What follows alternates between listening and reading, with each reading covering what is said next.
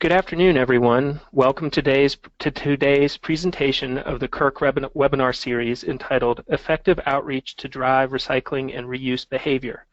My name is Larry Cook. I'm the Recycling Coordinator at the University of South Carolina, as well as Chair of the CURC Board of Directors. I'll be your moderator today. For those of you not familiar with CURC, the College and University Recycling Coalition is a member-based organization that works to grow collegiate recycling and waste reduction efforts by fostering technical information exchange and networking opportunities between the staff and student leaders implementing programs. Today's program is part of our free CURC webinar series, which is designed to highlight innovative campus programs and provide trends and perspectives on a broad range of operational, educational, and other topics related to collegiate recycling and sustainable materials management. This is the second of 6 webinar programs generally held every other month on the first Thursday from 1 p.m. to 2:30 p.m. Eastern Time. We'll have more information to share about upcoming programs at the end of the webinar. Before we get started, I want to thank our sponsor, Waste Management, for making today's webinar possible. I also want to acknowledge Keep America Beautiful and ASHE, the Association for the Advancement of Sustainability in Higher Education, for the planning and promotional support for the overall 2016 series. We have a few housekeeping notes to go over. If you have problems with your audio or video during the webinar, you can reach a live technician by calling GoToWebinar's customer support line at 800-263-6317. Because of the size of the audience, all of your lines are muted. We encourage you to submit questions at any time, however, by using the dashboard on the right side of your screen. Simply click the plus symbol where it says questions to type us a note, and we will read those out loud when we get to the end of the presentations. One final note, we will be placing the slides and a recording of the webinar on the CURC website within the next day so that you can review the session or share it with colleagues. Okay, let's get started. Today's program is focused on changing people's recycling and waste reduction behavior. While much of the effort in recent decades has focused on expanding access to recycling, it's also become clear that serious waste reduction programs must engage people to ensure they use this infrastructure and go the next step to embrace reuse and waste prevention in their daily routine. Behavioral research has repeatedly shown that most people are willing to recycle and make other environmental lifestyle changes. So why do we still find reams of office paper in the computer lab trash bin? Or professors sitting in their offices with a paper coffee cup? Our panelists today will address this question and share concrete examples of how campuses across the country are increasingly taking a more sophisticated approach to their education and outreach efforts. We'll begin with Jennifer Tabanico of Action Research, who give a primer on the social science behind what motivates people to act, as well as share some of the factors that distinguish effective engagement efforts that have a measurable impact against those that fall flat. We'll follow Jennifer's presentation with 2 case studies, beginning with Lehigh University in Eastern Pennsylvania. Delicia Nauman and Catherine Target will tell us about Lehigh's waste reduction outreach to Greek houses to address contamination, encourage food composting, and other steps.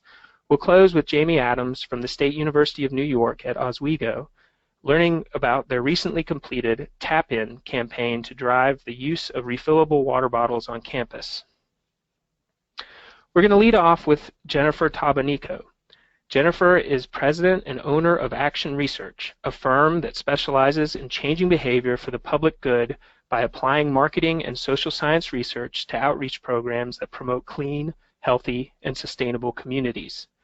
Jennifer has a Master's of Arts degree in experimental psychology from California State University and more than a decade of experience developing and implementing community-based social marketing programs for public and private agencies. Go ahead, Jennifer. Great, thank you. Thank you so much for having me and on the webinar today. Can I just make sure I can advance these slides? So my presentation is titled Beyond Education, Using Social Science to Promote Recycling. So as you explained in the introduction, what I'll be talking about is how we can go beyond simply educating and raising knowledge and awareness about recycling and the importance of recycling, and integrate a large body of social science research where we know quite a bit about the underlying motivations for behavior and barriers that people face to engaging in recycling programs. So I've been committed to this approach to behavior change for more than a decade, and have developed a company around that integrates social science principles into programs that are working to promote clean, healthy, and sustainable communities. So recycling programs on college campuses and in communities elsewhere are a natural fit with this approach. The first thing that I want to share with you is why behavior matters. So when we look at environmental issues globally, from waste to pollution issues, climate issues, natural resources, or habitat preservation, if we really look closely at those environmental issues, we very often find that there are origins to those problems in human behavior. So individuals' purchase decisions or daily habits and choices are very often related to the outcomes we see in the environment. So in terms of recycling, decisions about using reusable containers or where to place certain items in bins are individual choices that impact space in the landfill and other waste-related issues. So one approach to addressing these types of problems has been to take a technology or policy approach. And while these approaches can be effective, so we develop more things that are recyclable, or we develop better systems and technologies for collection and managing waste, or we develop policies such as zero waste policies that we see now globally. While these have a tremendous impact on the overall problem, they come with their own sets of barriers. So policies, as we all know, take time to implement, and policies are only as good as the people behind them that engage in the behaviors and policy-related decisions.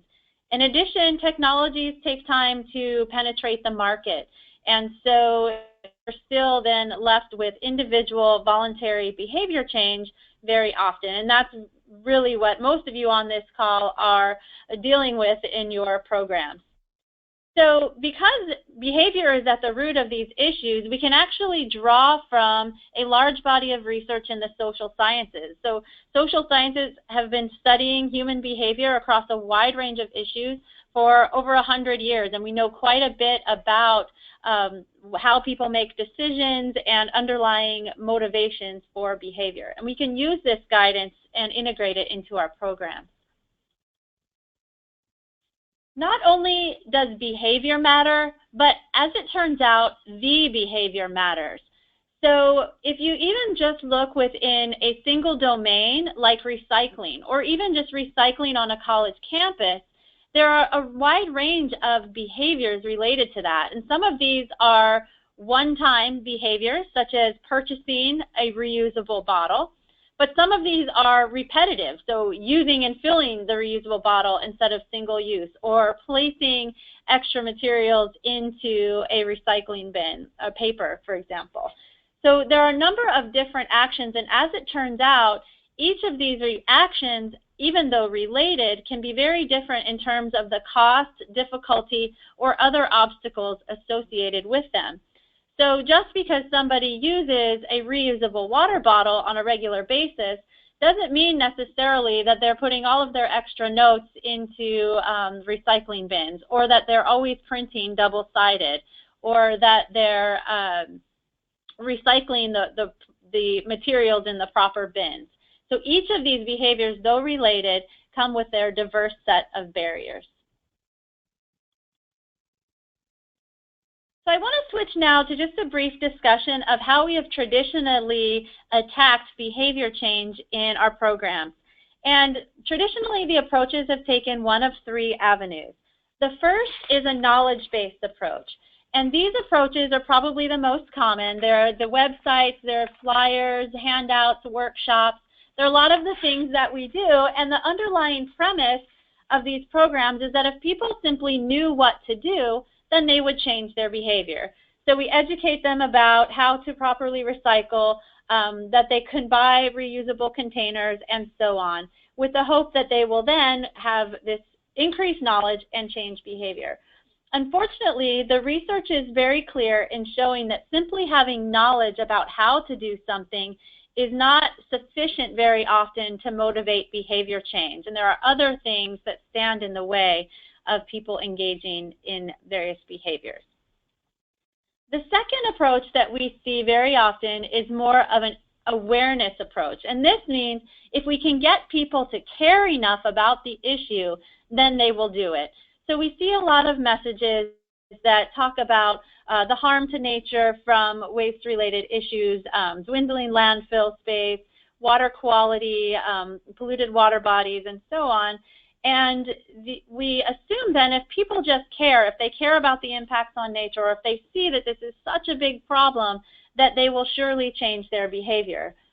But again, the research base is really clear in showing that there's very small correlation between having a positive attitude about something and actually engaging in behavior change. And lastly, another model that we very often see is an economic-based model.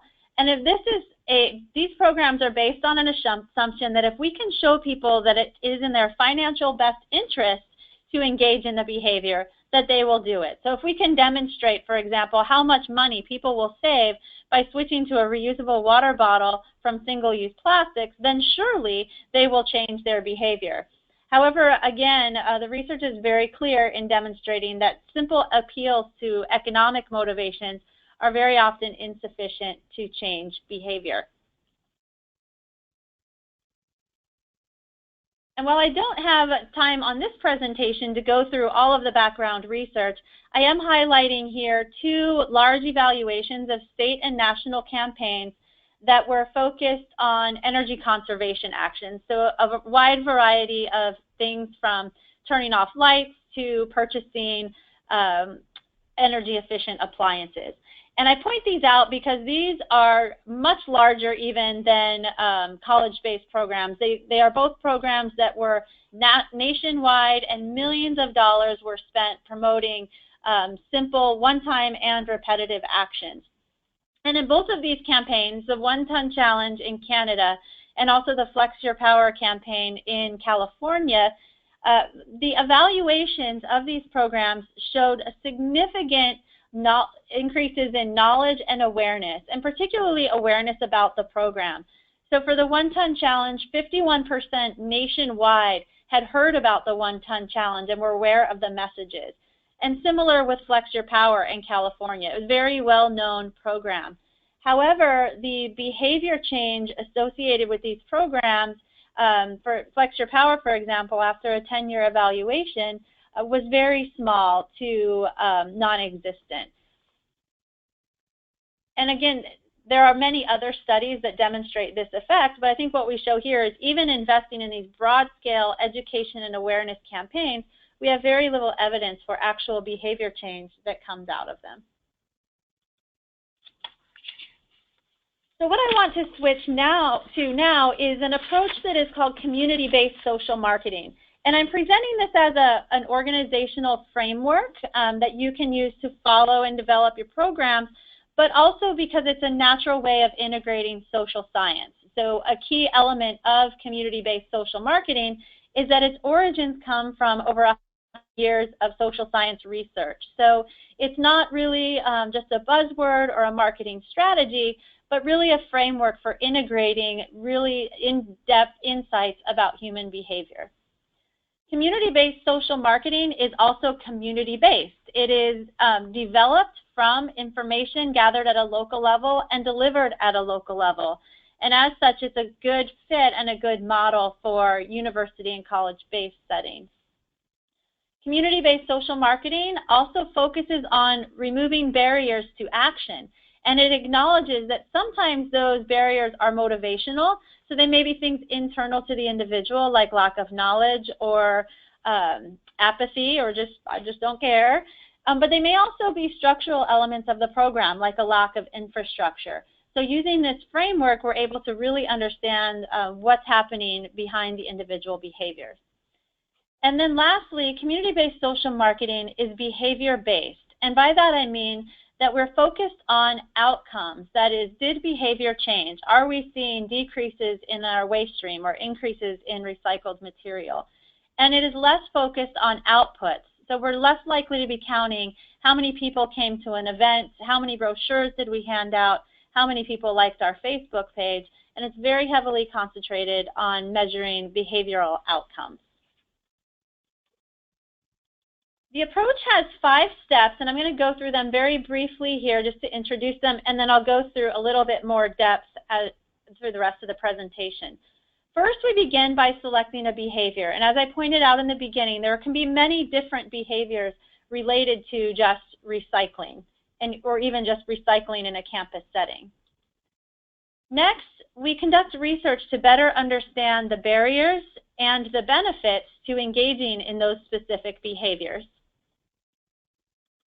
And then third, we develop a strategy that specifically targets those barriers and benefits and integrates best practices from the social sciences. And then we pilot test those strategies on a small scale before rolling them out across an entire campus or an entire university system.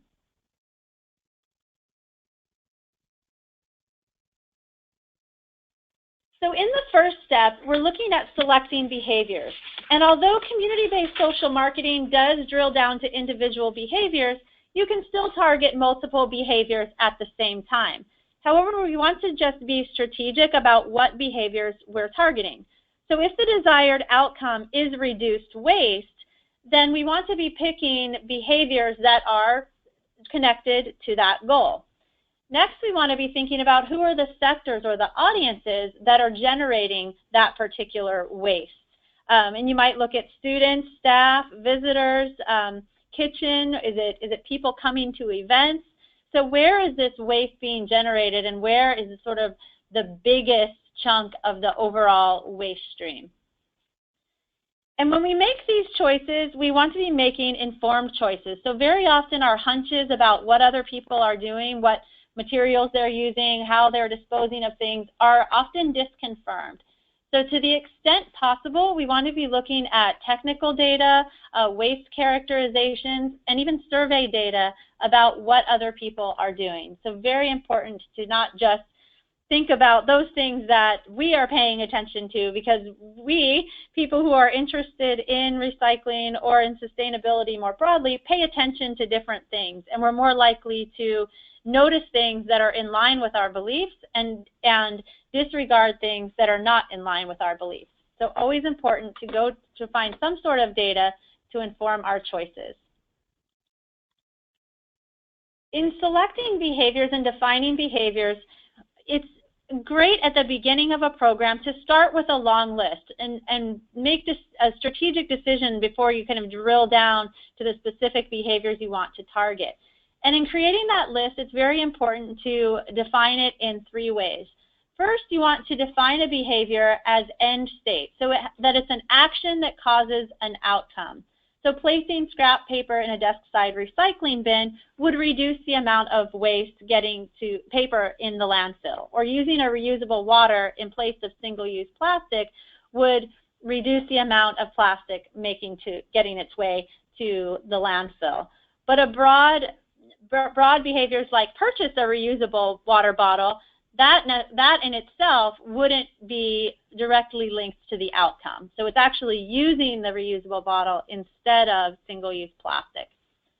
Next, we want to make sure that the behaviors are non-divisible, and that is that they can't be broken down into smaller actions. So recycle properly is a very broad request and can be broken down into individual items even that may be recycled. And lastly, we want to avoid strategies because, again, these are not directly linked to an outcome. So signing a pledge or attending a workshop may be a means to get people to engage in a behavior, but they aren't behaviors in and of themselves. So always be thinking at the end, is the behavior linked to the outcome? Next, we make efforts to prioritize these behaviors. And I won't go into a great deal of depth on this, but it's good to be asking yourself these 3 questions when we are thinking about what to target in the campaign. First is, how much is change linked to the outcome?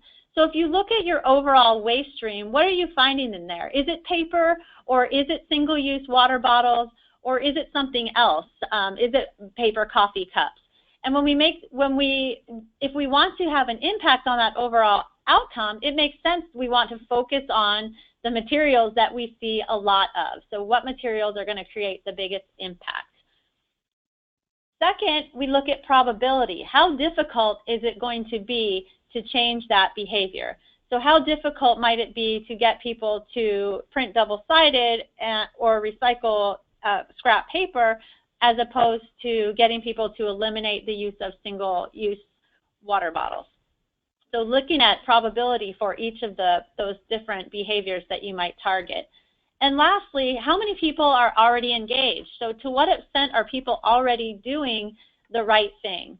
And ultimately, we want to be picking those behaviors that have a high impact, so there's a lot of room to move, that has a reasonably high level of probability. This is something that we can actually get people to do.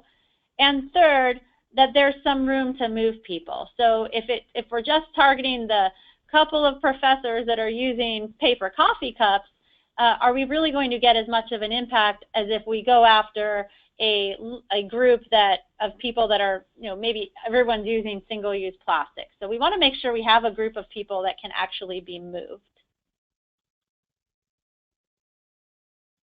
Once we have prioritized the behaviors or set of behaviors, we want to make sure that we have a good understanding of the barriers and benefits that are specific to each of those behaviors.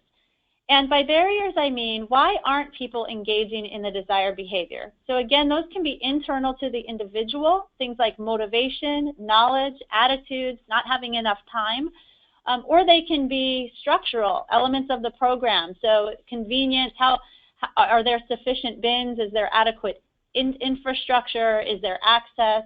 How difficult is the program? How much separation has to happen? Things like that that are outside of the control of the individual. Importantly, multiple barriers can exist simultaneously, so you may need to prioritize what some of those barriers are. And then lastly, barriers can vary by behavior, also by audience, and sometimes by season, depending on the behavior. So what might prevent somebody, and we found this in some of our work with residential recycling, is that people have different reasons for not wanting to recycle things like peanut butter jars or cereal boxes. Their reasons are different than they are for why they might not want to put their junk mail in the trash. On one hand, they have concerns about having to rinse things out. In the latter case with junk mail, they have concerns about privacy and having their information go into the recycling. So really being able to identify an understanding of what the barriers might be at the level of the material or action is really important to a successful campaign. I want to point out, however, that we cannot base the barrier and benefit research based on hunches about what we think might be the reasons that people don't act. Again, what might be a reason for us or what might work for us as program planners is often very different from our target population, people who are generally disengaged and not necessarily in the same mindset as we all are. So always as a starting point, even with a limited budget and limited resources, it's almost always possible to conduct literature reviews. That is, what have other people done and what have others learned about barriers to recycling different types of materials or to reusing. You can also conduct observations, so watching what people put in different bins, for example, or conduct small focus groups or discussions with people on campus.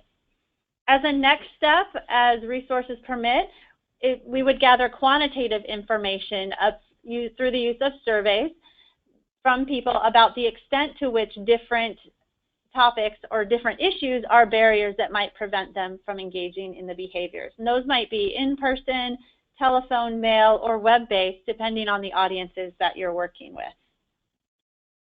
So only once we have gathered information about barriers and benefits to the best of our abilities do we move on to strategy development.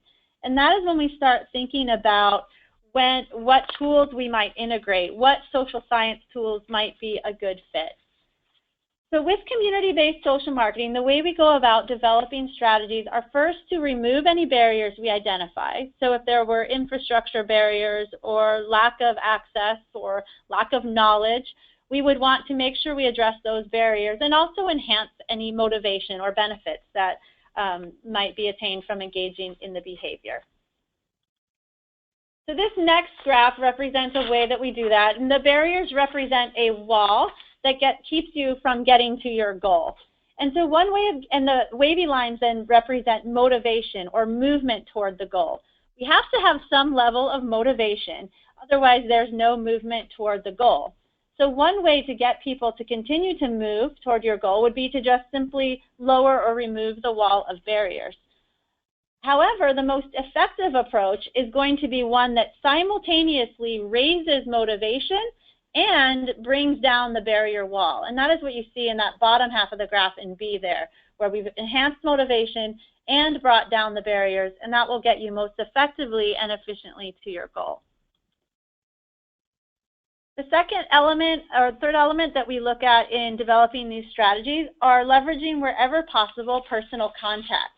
So we know from a large body of research that information and awareness campaigns that are simply mass media, a lot of TV, a lot of radio, billboards, these reach a lot of people, but unfortunately are associated with very low rates of behavior change, whereas one-on-one personal contact or discussions achieve a much higher level of behavior change. So if you all think about the last book you read or the last movie you went to see, it's likely that you were more likely to have seen that, gone to see it based on what your friend or a colleague told you rather than seeing the trailer on television.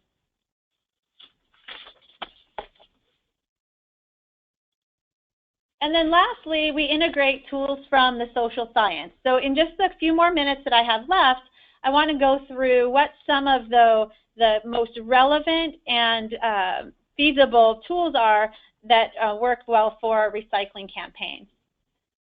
Number one is convenience. To the extent you can make the program easy, you're more likely to enhance participation and reduce barriers. Second is commitment. So commitments work by leveraging an individual's self-perception. We have an innate desire for wanting our attitudes to be consistent with our values and also with our behavior. And we also want our past behavior to be consistent with our current behavior. So this is a way that we are able to leverage people's previous attitudes or previous behaviors or commitments in order to get them engaged in future behaviors. Importantly, when asking for commitments, and these can be things like pledges that we see very often, but importantly, these commitments must be voluntary. We also know that commitments are most effective when they are written. So a written pledge would be more effective in most cases than a verbal commitment one-on-one. And also to the extent you can make commitments public, they are more likely to be effective. So posted in a public location that is long-lasting. So here's an example from Keep America Beautiful of pledges that people took to recycle in their communities. We see these all over the place. It's a very common approach in terms of recycling. The other type of strategy that we integrate from the social sciences is social norms. And there are two types of norms. One is what people approve of, and the second is what people are doing. So on one hand, people can be favorable toward recycling or reuse or waste reduction programs. And on the other hand, people can be not participating. That would be the descriptive norm. So we always want to be conveying, to the extent possible, information about what people are approving of that's in line with your goals and engaged in that are in line with your goals. And this helps us to avoid boomerang effects. So if a large majority of people are already participating in the recycling program, you can leverage that and bring other people along by saying, everybody else is doing this, nobody wants to be the one person that is not. On the flip side, if you are advertising that nobody's participating, that can actually undermine your goal because people tend to follow the group. And then third, one way to create social norms is to group commitments together. So if you have multiple pledges that are posted in a public location, that can convey a social norm of approval of the behavior, but also engagement in the behavior. On this next slide, I just have an example of where feedback about what other neighbors were doing in a curbside recycling program significantly increased recycling programs above and beyond a group that got no information about what their neighbors were doing, and above and beyond a group that got only information about the recycling program. So normative feedback, that's information about what you're doing relative to others, had a significant impact on participation. And then the last tool is prompts. And prompts are a great tool to use when the barrier is simply remembering to act. So if people are forgetting or they forget which materials go where, prompts can be a really good tool for you. And in using prompts, it's very important that they are close in space and time to when the behavior occurs. So a prompt that is directly on a recycling bin or a trash bin is going to be more effective than a prompt or information on a website or on a poster in the hallway. And then second, prompts should be self-explanatory and explicit. So rather than just simply saying, please recycle, a more effective message would be place plastic beverage containers here. So being very specific about what you want people to do. Here's just another example of an effective use of a prompt that's very visual and splits it out and would be placed on a bin. So finally, although it's not a social science tool, we do need to make sure that our messages are recognized and that people pay attention to them. And so there's a number of strategies we can do. We want to make sure that messages are captivating, that they come from a credible source, that they are positively framed and memorable, and that they incorporate some element of goal setting or feedback. All of these elements of communication can really be integrated to help improve our messaging that people pay attention to. And then the last slide here that I have for you here is just a guiding framework that's emerged. I included the reference for when certain tools can be most useful. So in situations where you don't have a lot of barriers, but there aren't really a lot of benefits, very often you can bring people along through strategies like social norms. And then in other situations where there's not a lot of barriers and there's a great deal of benefit, things like simple prompts, education, feedback can be sufficient. Incentives and contests work well if there's a lot of barriers at play. So this is an emerging framework that hasn't been really strategically tested that can kind of help you organize the selection of your tools in different situations. And finally, in all cases, we always want to be pilot testing the programs to the extent possible to test and see if they're working on a small scale before large-scale implementation. And what this allows us to do is test out some different program variations, but also prevents us from deploying a program on the broad scale that isn't effective. And ultimately, that is a cost-saving mechanism. So if it fails in the pilot, then we can go back and refine the strategies and pilot test it again on a small scale. And if after multiple pilot testing, we may need to go back and refine the selection of our behavior. But that's a really important element in just testing things on a small scale with one section of a campus or on one campus only before deploying broadly. The last two slides, I just included some additional resources for people who might want to learn more about the specific tools or about community-based social marketing. Lots to cover in 25 minutes, so I wanted to make sure that you were linked up to some additional information. So with that, thank you very much for your time and look forward to questions later. Great, thank you, Jennifer. Before we move on to our next presentation, we have a polling question to get a better idea of what common practices among all of our attendees use. So Jennifer covered 5 specific behavior change strategies. Which of these strategies that you see on your screen have you used in your outreach? We encourage you to take the next 10 seconds to click whichever options apply to your situation If none of these apply, simply ignore the question. In about 45 seconds, we'll be able to see the overall response. While we're waiting, we will put one question to Jennifer. You talked a little bit about pilot programs and before you scale up, and one thing being at a large institution, a lot of what you said, the time-consuming one-on-one outreach is much more effective. Can you talk a little bit about, briefly, prioritizing and how you, as a small staff, probably you get the most impact when you've got to cover 30,000 or more students? Okay, yeah, that's a great question, and it comes up a lot, particularly when we start talking about in-person outreach. And my suggestion to you would be to look at where you already have people in place, people that are already communicating one-on-one.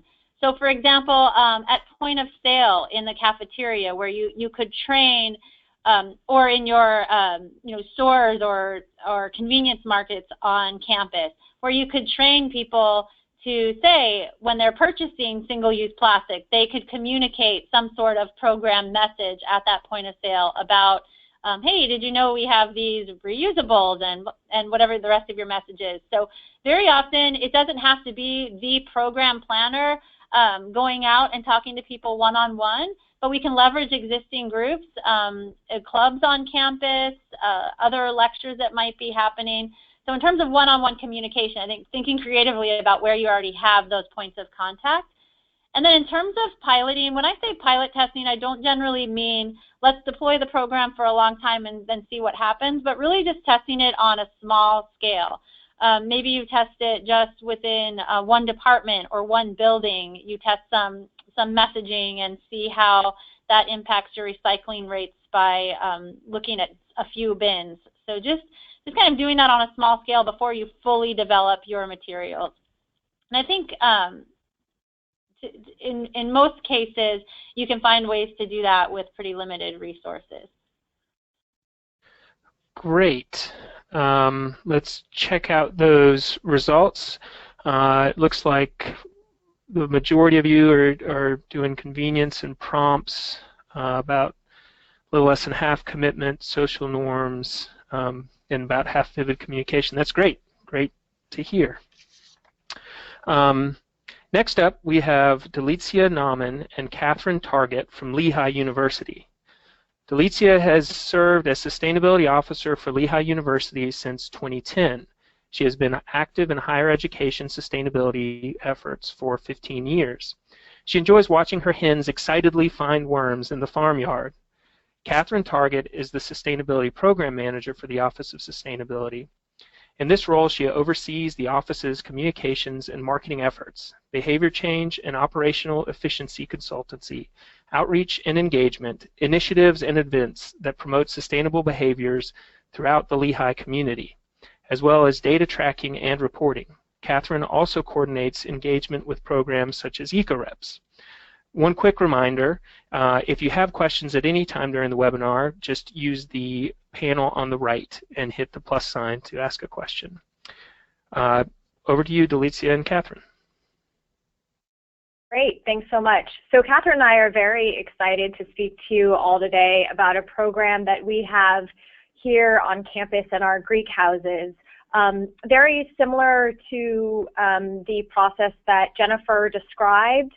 We too follow a behavior change model that has been applied both in our Greek houses as well as outside of our Greek houses with faculty or staff. So we're just going to talk to you today about one project that we worked on in our Greek houses that was really focused on encouraging the members to recycle items that were accepted into our single stream recycling rate. Single stream recycling stream, and that is really bottles, cans, papers, and certain types of plastics. So that's what we're going to be focusing on mostly today. I am unable to proceed. Someone wouldn't mind doing that for me. Great, thank you. So just talking a little bit about Lehigh University, we are a private university located in Bethlehem, Pennsylvania. We have a little less than 8,000 students, so we're considered a medium-sized university. We are mostly composed of residential students. We have about 30 to 40% of our undergraduate students participating in the Greek system. However, I would say Greek life dominates the social scene. So we believe that if we can set social norms in Greek houses, we believe that it'll have a larger impact across campus, despite the fact that only 30 to 40% live in the Greek houses themselves.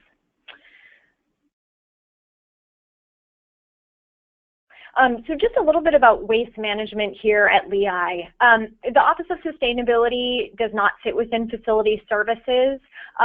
We, though, work very closely with facility services because they do oversee our waste management.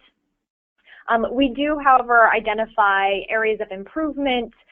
We help create communications and materials that can be utilized by facility services in their waste management program. Facility services then contracts with a custodial service. We use ABM here on campus, and ABM staff are in charge of ensuring that there are the proper color bags in our recycle bins and trash bins. They actually remove the bags as well from the houses and put them in the appropriate compactors that we have on campus. So it's really important that their staff is very intimately integrated into our plans, and they have knowledge of the changes that we're making within each of the houses so that we can really have a streamlined process for waste management on campus. Our waste is taken away to it's a waste to energy plant about an hour from us, and our recycling is sent about 40 minutes away, and we use this information as part of our education efforts to encourage students to recycle over throwing items in the trash, in part because of the greenhouse gas emissions associated with the transport. One of the things that we hear a lot here on campus is that we don't have consistent bins. People don't know what to recycle. They don't think that the custodians actually keep all of the recyclables in the recycling stream. And so we really do a lot of outreach to help address some of the perceived barriers and some of the actual barriers here on campus. One of the things that's really helped us is that in 2010, we moved from dumpsters on campus to compactors, which really allowed us to have very accurate data about what percentage of our streams were recycling versus waste. This is, for us, at an institutional level, what our spreadsheet looks like to track our waste. We do share this with the campus, and we also share it specifically with the houses that we're working in, because we do want to show them from year to year what the overall campus recycling rate looks like compared to their recycling rate in their houses.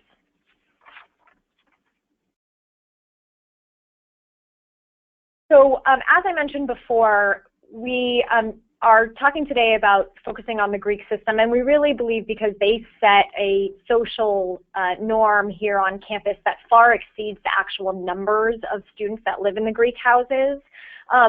Many of our Greek students have told us in the past that they would really like to encourage their peers in their houses to make the right choices. We recognize that they do have the ability to purchase their own products. They have their own chefs. They are very invested in forming a group identity. And so we, as an office, like to take the opportunity to encourage environmental stewardship to be part of that group identity, and for us to be able to work with their chefs and their purchasing managers to ensure that we can purchase alternatives to disposables, or we can cut down on food waste based on back of the house practices.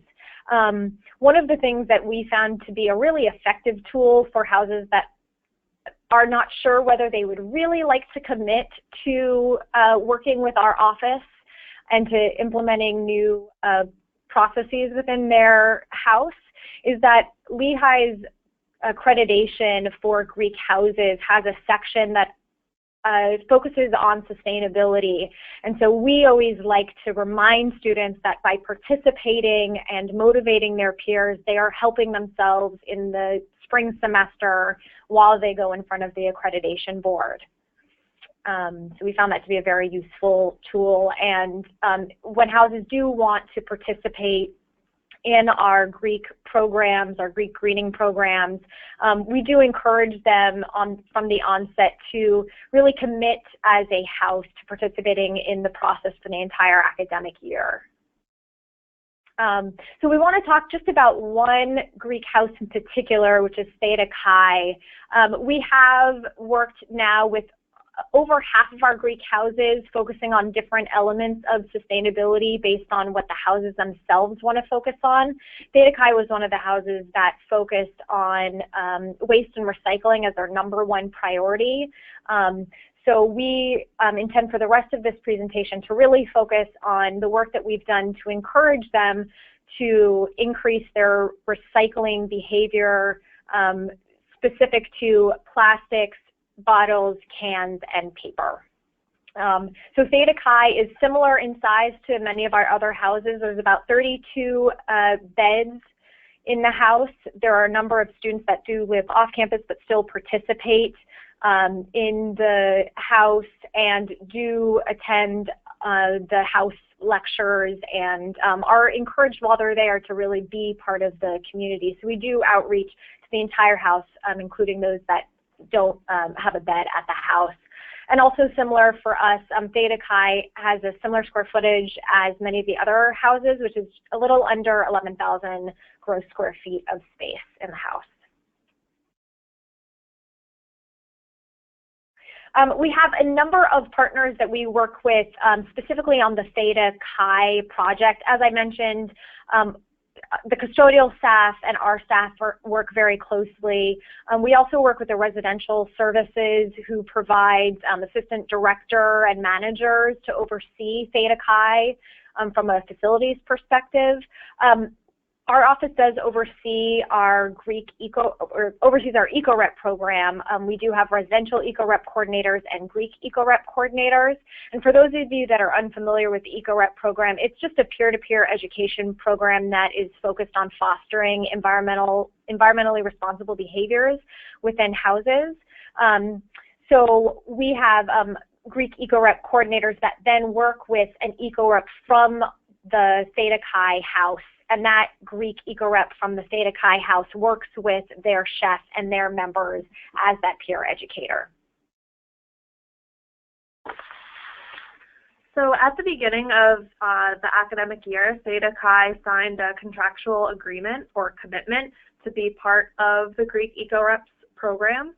All fraternities and sororities on campus who want to participate in this program must sign this contract. And all guidelines in the contract must be completed by the end of the spring semester in order to receive full accreditation, as Delicia mentioned previously. The contract is signed by 2 people. It's signed by the house manager and the green committee chair. And it makes the house accountable for setting and achieving goals in specific areas. So through this commitment, Theta Chi, as Delicia has already mentioned, chose specific topics to focus on during the academic year, and they chose waste and recycling. So the Greek eco-rep coordinators worked with the Greek eco-rep for Theta Chi to identify appropriate targeted behaviors for the house that would fall under waste and recycling. To do this, they first did a visual assessment of house infrastructure and a preliminary waste audit. So this visual assessment included a bin count and placement to see if there was one-to-one ratios of trash to recycling bins, trash and recycling signage above the bins, determining whether there was a lot of food that goes to waste at the house, and determining whether the house used disposable or reusable kitchen items predominantly. During this observation stage, the Greek eco-rep coordinators noticed key problems with trash and recycling methods in the Theta Chi house. They noticed that their dining room and kitchen areas were not supplied with enough recycling and trash bins, that a lot of them didn't have one-to-one bin placement ratios, and they also noticed that there was a lot of food waste going into the trash, and they also noticed there were a lot of recyclables in the trash. So the next thing that they did was they surveyed the residents of the house to get a sense of the problem areas in the chapter. And some of the survey questions included, do you separate your recyclables? Do you have 2 bins in your room? Do you know and understand Lehigh's recycling policy?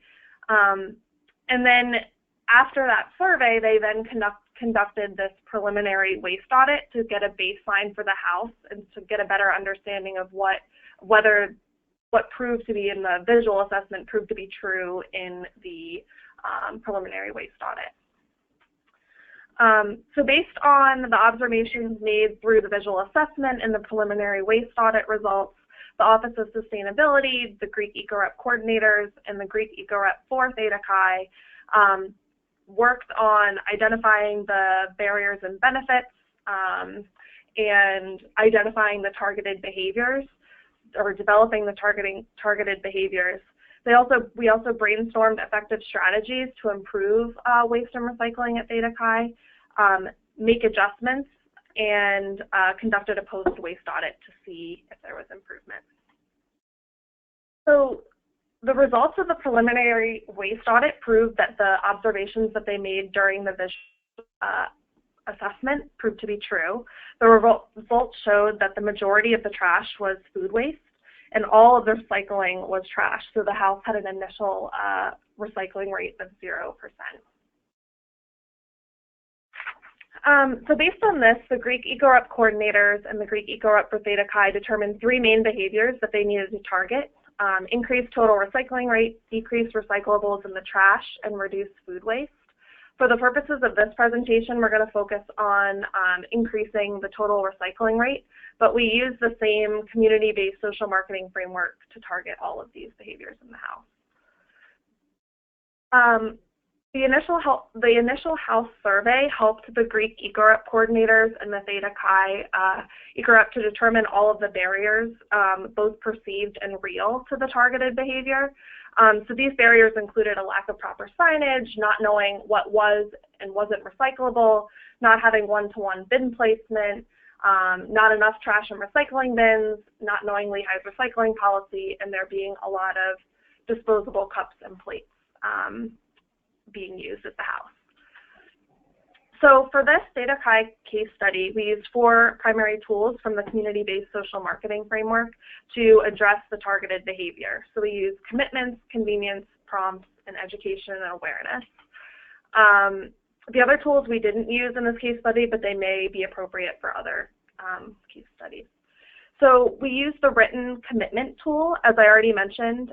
We reminded the Greek eco-rep and the house members that they signed this commitment to be part of the program and that they chose waste and recycling. And they were reminded of the specific requirements for this. Since not knowing what was and wasn't recyclable at Lehigh and not knowing Lehigh's recycling policy were identified as barriers to the targeted behavior, we also used education and awareness tool. Through this, the Greek eco-rep coordinators gave a Recycling 101 presentation to house members, and they also, through their biweekly site visits, they would address ongoing or additional issues that they found with the members as well. Additionally, the Greek eco-rep made sure that the chef was aware of Lehigh's recycling policy and did that educational component and answered any questions that they had on what was and wasn't recyclable.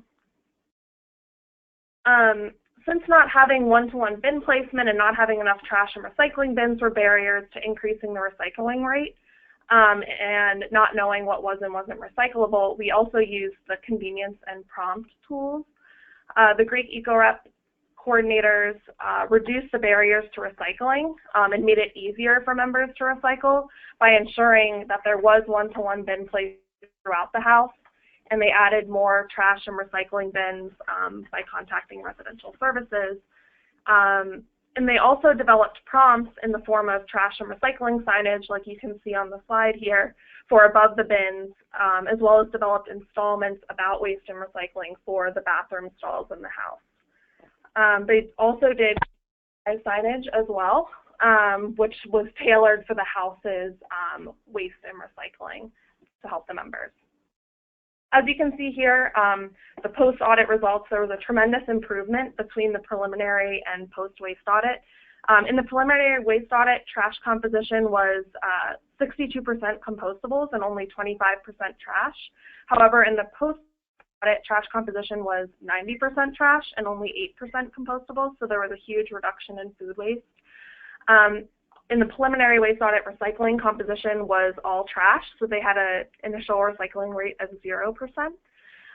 Whereas in the post-waste audit, 96% of the recycling was actually recyclables. So through the use of these tools, we were able to see significant improvements in waste management at Theta Chi. The single-stream recycling rate increased from 0% to about 24%. The number of recyclables in the trash decreased from 13% to 2%. Compostables in the trash, so food waste, decreased from 62% to 8%.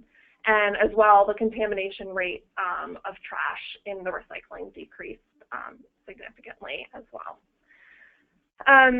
So a lot of, before we get to the takeaways, I just wanted to mention, so we focused on increasing the recycling rate, but a lot of this also has to do with food waste. So that was a major problem at Theta Chi. And so the first step in getting, so this house currently doesn't have a composter, and so the first step into getting a composter is to show that they could bring their food waste down, which they did here significantly through better food storage and management in the kitchen and after dinners and meals.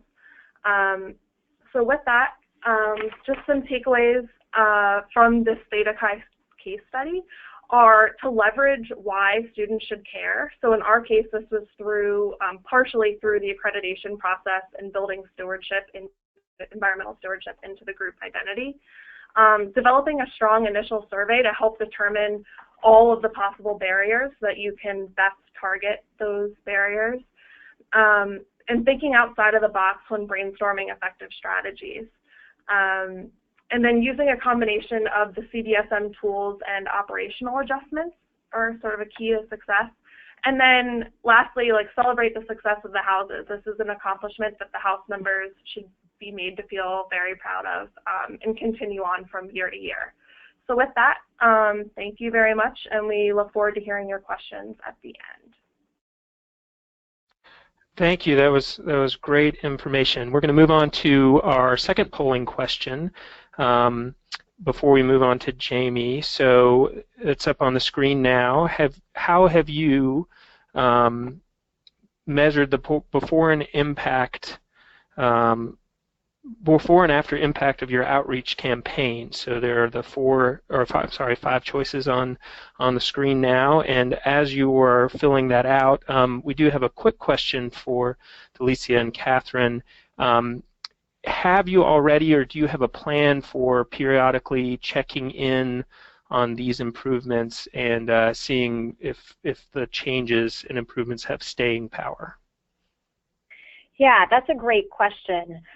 We do conduct waste audits in our participating Greek houses every year, so we can actually look back to the very beginning of our Greek program, which was in 2010, and we can look at waste audit results since 2010 in those houses to identify whether the behaviors are continuing, what some of the challenges are that we may need to address. And we do strongly encourage that sort of follow-up. If it's not through waste audits, perhaps it's through a different means. But as we all know, working in higher ed, students do turn over, and so it is really important that as an office we utilize kind of our staying power to ensure that there are always peer educators that can work with the Greek members as they go first years to seniors and then bringing in a new class. Great. Let's see if we've got the results of that poll. Okay, very interesting. A lot of diversity, but audits and surveys look very popular. So moving on, finally, we have Jamie Adams, who is the Sustainability Programs Coordinator at the State University of New York at Oswego. Jamie has been with the university since 2012, serving as the Sustainability Program Coordinator. She is also an active member of the New York Coalition for Sustainability in Higher Education and a co-chair for the SUNY Sustainability Association. When she is not saving the world, she is also a screenwriting instructor and a mom of two. Over to you, Jamie. Hi, everybody. Well, thank you so much for the introduction. I know we're probably getting a little short on time, so I'm going to jump right into it. So, SUNY Oswego rests. We're in northern central New York, basically right at the bottom of Lake Ontario, closer to Canada than the city, if there's any perspective on that. Our campus consists of about 8,000 students, half on campus on average. Primarily four-year institution. Is the slide lower than it should be right now? Larry, can you tell? Okay. So the Sustainability Office here on campus was established in 2012. Myself and my colleague, who handles engineering and facilities, and I primarily work with students and individual programs. Forgive my stuttering, guys. I'm trying to see if the slide is showing. Okay. Okay. All right. I'm going to try and work with what we got here. Okay. I'm not sure if the slides are going to go forward, but I'm going to go for it here. All right. So the program that we worked with our students on and worked through Recyclemania with was the Tap-In program. The problem that we identified and our specific target for this program was, oh, there we go. Fantastic. Was plastic water bottles, disposable water bottles. We worked out a okay. Bear with me. There we go. So the Tap-In program was conceived to address the issue of disposable water bottle waste on campus. We wanted to work with, and as has been mentioned in all of the programs here, work specifically with empowering students in overall behavioral change rather than simple numbers or waste reduction. So our approach to Tap-In was to first take a look at some of the numbers. As you can kind of see on the screen, what we came around to is about 1.35 million water bottles would be disposed of into the waste stream by SUNY Oswego students in the 30 weeks of the academic year by itself. So that was the kind of information we wanted to empower our students with. But having worked with programs similar to this, we knew that simply taking out the information and telling students information and sort of feeding it to them really wasn't going to get us anywhere. We've done it with a number of different programs, food waste information, recycling information. What we really wanted to do was get an active measurement and get our students working with us on a program rather than us telling them about a program.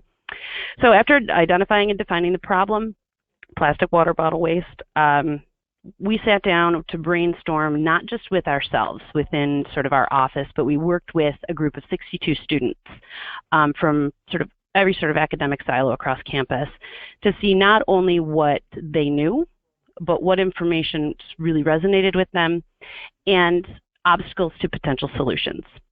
So that was a big part of what sort of we felt made a bigger difference in our program than things we had done in the past.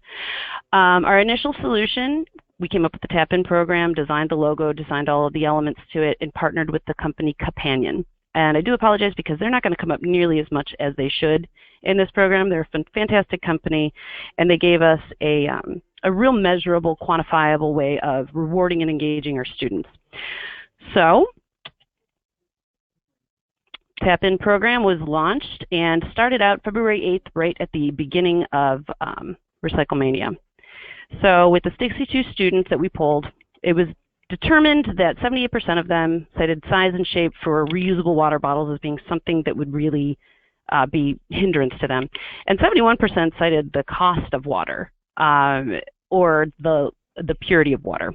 So what we found often was that students didn't think that water from the tap or water from the water fountain was cleaner or purer. So we did have part of our campaign focus on the fact that realistically there's no FDA information that can be held up to certify that water has been purified or is cleaner from the tap than it is from the bottles. All right, so hence the water bottle design.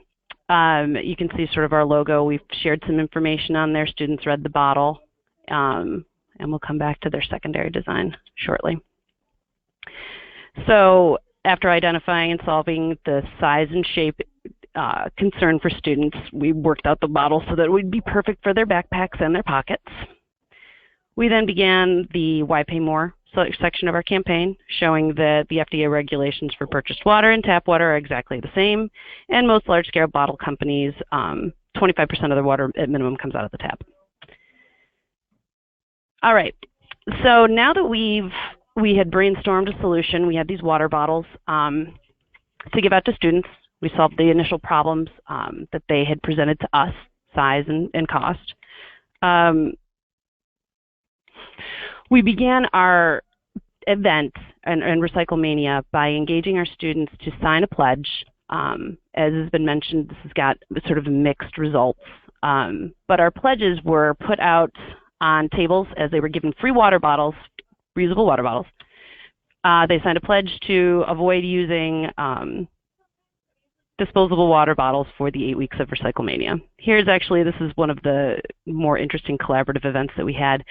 We wanted students to have something physically to sign, something that they could kind of walk away with and know that they had participated. But we really didn't want to go through the paper waste of a live pledge. So we took the recyclable paper from our library. We have these, it's an immense paper waste on our campus, where they print out a cover sheet with just the student's name on it for everything that's printed at the library, resulting in a ton of paper waste. So our students went over, collected those, tore them into squares, and then stamped each of the pledges that the students had the capability to sign. And, oh, that is what they looked like. So each of the pledges was individually stamped. Every single one of them looked different. And who came up to get the plastic water bottles or the stickers, we'll get to that in a moment, signed the pledge, and we ended up in the first week of Recycle Mania with just over 1,200 pledges signed. So that was pretty exciting. The Fill, Scan, Win program. So this is where we started working into not just collaborative, but engagement and reward strategies for the program.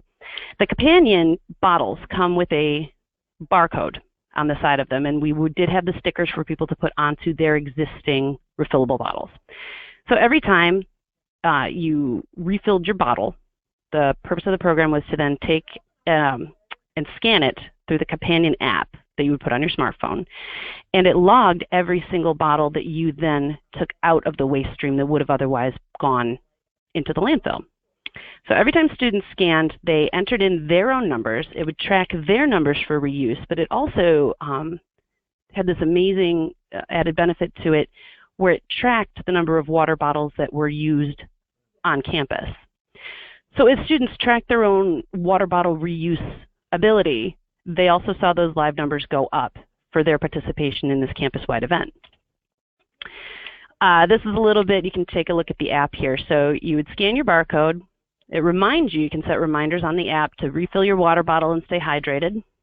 It did have a great opportunity, and it worked in wonderfully with our social media campaign, to share a photo of yourself with your bottle, and it went out across all of the social media applications that were associated with our campaign.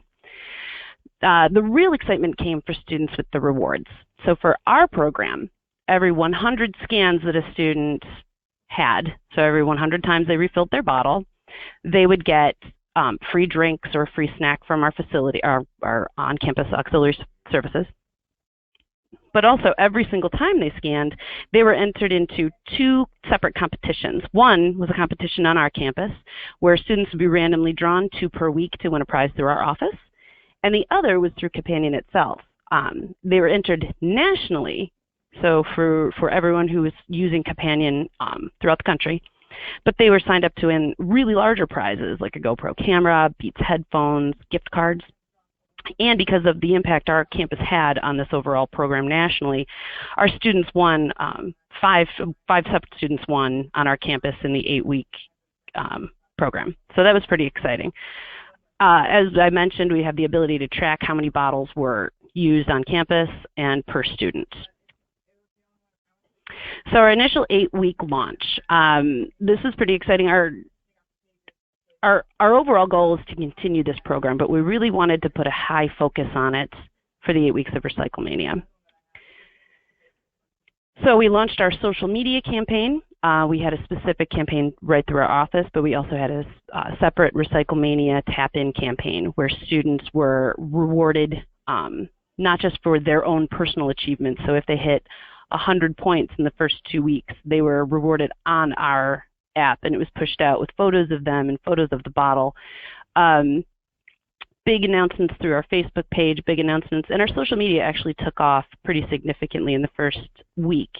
We had students who were sending us pictures or posting things to their own Instagram with the bottles, with messages saying, you know, every bottle counts, you know, do your own, make sure you're making part of the solution, not part of the problem. It's pretty exciting.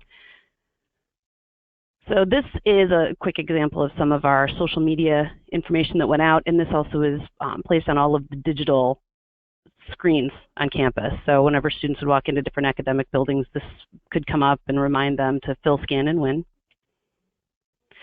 Our direct peer-to-peer engagement occurred at the table at our Murano Campus Center. It is what it sounds like. It's the center of campus, and it's sort of a throughway for students as they go back and forth throughout the academic buildings. So you can see here our direct peer-to-peer engagement with some of our office interns. They would walk directly out to people and say, would you like a free water bottle? Would you like to know how much of a difference you can make? Would you like to win a pair of Beat headphones? Would you like to win a hoodie from our office? So the initial engagement with the student population was massive. And in the first 1 week of this campaign, we gave out over 3,000 bottles and had over 1,250 signatures on our pledge. So here's a little bit of a sign of some of the engagement. You can see the tap-in pledges. We kept the pledge itself out, the wordier one, so students could read it. We would sort of read it back to them and let them know what they were signing up for. And overall, not only was it exciting, students love free things, we all know that, but it was very exciting for the students on a personal level because, again, they could measure their own results and they could see what the campus was doing as far as with removing plastic waste from the waste stream. So you can see this is actually kind of fun too. Faculty got way more into it than I suspected they would. It's pretty exciting to see. A lot of our faculty already had their own water bottles, which made the stickers come in very handy. But they participated every bit as much as the students. They'd remind each other to scan. They'd talk about it in their classrooms and sort of casually promote it amongst the student body. And this is just sort of a sign of some of the direct engagement for students. They had all sorts of different colors they could sign with. So here's some of the social media piece to it. This is mostly this is all for office interns, but the Sustainability Buddies is what we lovingly call them. Tabling at different events on campus, sharing out water bottles, working with different mascots on campus. It was pretty exciting. And then it started to grow even further, where we were taking cases of water bottles into specific offices on campus. So our radio and television on campus, WTOP and WRVO, both requested bottles for everyone in the office. So we went in, took some photos with them, and we automatically the campus-wide radio and television programs. Same thing went for our on-campus newspaper, the Oswegonian. They got super excited. We went in with free water bottles for them, and they automatically wrote stories about it and promoted it. And the whole thing just continued to gather momentum. Here we worked with a couple of different fraternities who thought this was just an amazing opportunity in Greek life to make a direct difference, and it was kind of a cute opportunity for them to have competitions with other houses. Our students were heavily promoting the application. That was one of the things that we found that was a bit more of a challenge for our numbers is that students are excited about the water bottles and they're excited about the competition, but very often if they didn't download the app right at the table, they weren't going to download it at all. So we had constant messaging going out, social media at the table to remember to download the app and fill, scan, win. Here are some of the prizes that came directly from our office, and in the background you can actually see all of our tap-in signatories. So the students got to walk by and find their names. Our entire wall is actually now fully covered on the outside of our office, and we're not taking them down until graduation. But you can see one of the prizes that was coming from our office, and you can see the small orange bottle that this guy has. That was one of the companion freebie giveaways that they gave us. So these really cool tempered glass bottles that you can drink with hot or cold beverages. We gave those away at the table. We gave those away at the office. And we worked on keeping the community engaged. So after the initial first week launch, obviously momentum was something we needed to really keep up with. So that's where the social media aspect came in. Heavy social media presence, community. That, like I said, was an awesome it just gained its own awesome momentum through the television station, through the radio station, through the newspaper, the different clubs and orgs who got involved. It was very exciting. So that kept rolling, and that really picked up momentum for us about week 3. We did have some confusion between Tap-In and Companion. The Tap-In program is our program. The Companion is our partner in the program. And prizes. Everybody loves prizes. This is coming up on the very last couple days of Recyclemania. So you can see that in the 8 weeks we saved over 22,656 water bottles, and that's only counting of the 1,200 initial signatories. The number of people of that 1,200 that downloaded the app was only 92. So we really believe our numbers were probably significantly higher, but the trackability of this program was one of the really beautiful things that we liked. All right, so some of our long-term goals, and before I even go over these, I know we're running out of time here.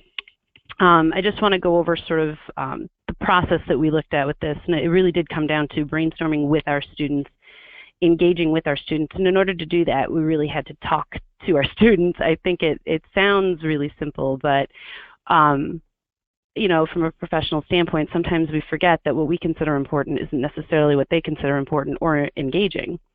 So working directly one-on-one with the students really helped us take off on this, and the social media presence was a massive, massive component to this. Not just being involved with social media, but allowing the students to drive the social media presence. Once they started sharing photos and tagging each other in photos, it took on a life of its own. So we just had to make sure to keep it fun and keep it something they wanted to be doing. I think, again, the biggest presence for the students was the ability to see what they were doing, their own individual measurability, and the measurability of the campus. It brought together this sort of campus community feeling of success and achievement and accomplishment that came week after week as they got more and better numbers. So our year-to-date analytics and goals. Recyclemania did close out. We saved, at the very close of it, 23,000 bottles, just over. We speculated out a little bit higher, but it came in at 23,127, I think. We are going to be having an annual Tap-In event. We plan on continuing this throughout the year, but really having a heavy promotional piece to it at the very beginning of the semester and bringing in freshmen and transfer students right as they come on campus to really sort of establish this as a cultural aspect of the SUNY Oswego campus. Additionally, because of the success of the program, we have had funding come through for bottle filling stations across campus, so that's been pretty exciting, and those will be installed and fully functional by next semester. Oh, bear with me. Okay. And this is the team of students and faculty and staff that we worked with. They were amazing people for the entire 8 weeks, and we had an absolute ball making this program happen.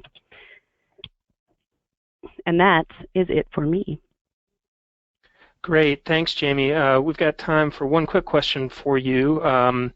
There's been a lot of curiosity about the cost of the program, and if you could talk a little bit about that. Absolutely. There was obviously a significant upfront investment in this program. Purchasing the bottles, Companion, again, is a wonderful company to work with, but the upfront cost from their end was the purchasing of the bottles and the purchasing and maintenance of the app and the sort of live streaming ability to measure bottles. So there was an initial investment. It really depends on how many bottles you purchase, but I want to say we spent just under $8,500.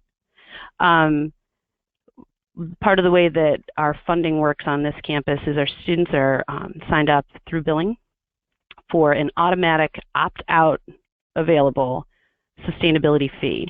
And the fee is intended to go toward programs and educational opportunities that really enhance them as environmental stewards. So this program applied to the students across campus and really had a major outreach component to it. So the funding came from our sustainability fee.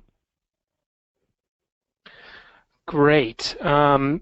We'll try and squeeze in some more questions at the end, but first I want to introduce Daita Sergi of the Association for the Advancement of Sustainability in Higher Education, otherwise known as ASHE. ASHE is a program partner on this webinar series, and Daita is going to share a couple of updates on their end. Hi everyone, this is Daita Sergi. I am Programs Coordinator with ASHE. Thank you Larry and Tyler for having me today. We're very happy to partner on this webinar. ASHE's mission is to inspire and catalyze higher education to lead the global sustainability transformation. We provide an expansive collection of online resources, networking tools, and educational events, and today I wanted to tell you more about our newest resource, the Campus Sustainability Hub. And I am, okay, that's the slide. So this new resource was just launched a couple of weeks ago. You can find it at hub.ashe.org, and it's an online library that allows you to connect and share about sustainability in higher education, and it's quickly designed to help you find relevant resources through a centralized platform with advanced search and filtering options. The hub is organized by topics, and one of them is waste, and I wanted to show you how our waste main page is organized, but I don't know if the slide is moving. So here it is. We currently have over 6,000 resources in the hub, and over 300 are listed specifically in waste. We invite you all to browse the collection and welcome your contributions. Please upload your outreach materials, videos, or photos about your waste programs, and so on. Additionally, I wanted to mention that ASHE's call for awards is now open. It's an awesome way to get recognition, so please apply by submitting a case study to the hub about your new zero waste initiatives or other waste-related programs. Applications are due Friday, June 3rd. Lastly, please stay tuned for the launch of the ASHE conference website schedule and registration next week. This year we have 2 full rooms dedicated exclusively to recycling and zero waste issues, so it will be an exciting conference for all of you. Thanks for your time, and I hope to see you all in Baltimore at the conference. Thank you so much, Daita. I do want to mention that we still have a full slate of webinars coming up for our 2016 series. Our next program is coming up on June 9th, Recycling and Waste Reduction in College Residence Halls, a 360 focus on the unique challenges and opportunities in housing. August 11th, we will be looking at finding solutions for hard-to-recycle items. That should be a really interesting one. October 20th, campus food recovery programs. December 8th, getting into the details using contracts to improve recycling and waste reduction efforts. For details and to register, always go to our website, www.curc3r.org. I want to mention again that this webinar and all our webinars are available on our website. This one will be available in the next day or so, and we will be providing some other information that many of you have asked about, graphs from Jennifer's presentation, and other data. We also have a case study already available on the website for the program at SUNY Oswego. So go ahead and check that out when you get a chance. We also want you to save the date for CURC's ASHE workshop in conjunction with the ASHE conference in Baltimore this fall. It will be hosted at Johns Hopkins University, and you can sign up directly through the ASHE conference registration, although registration at the ASHE conference is not a requirement to participate in the CURC workshop. I also want to let you know about several resources available from our partner Keep America Beautiful. The school year is coming to an end, which means it's already time to start planning your outreach activities for returning students and staff in the fall. Jennifer referred to America Recycles Day in her presentation. Colleges are encouraged to organize a campaign around America Recycles Day using the online recycling pledge, poster and banner templates, activity planning kits, and other resources to enhance your engagement with people across campus. And just like Earth Day, ARD can be adapted as a flexible theme to use over an extended period during the lead up to November 15th. 10 in the Bin provides a set of posters, flyers, and social media messaging that can be used locally to educate consumers about what can be recycled. Developed in partnership with the US EPA and other national organizations, these materials are designed to address confusion about the types of household items that can be recycled.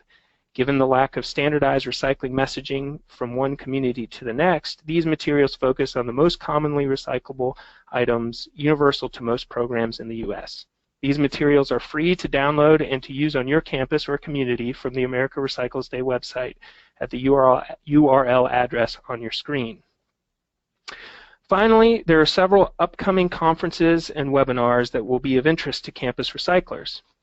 The U.S. Zero Waste Business Council has an upcoming rec conference in Austin, Texas from June 1st through 4th.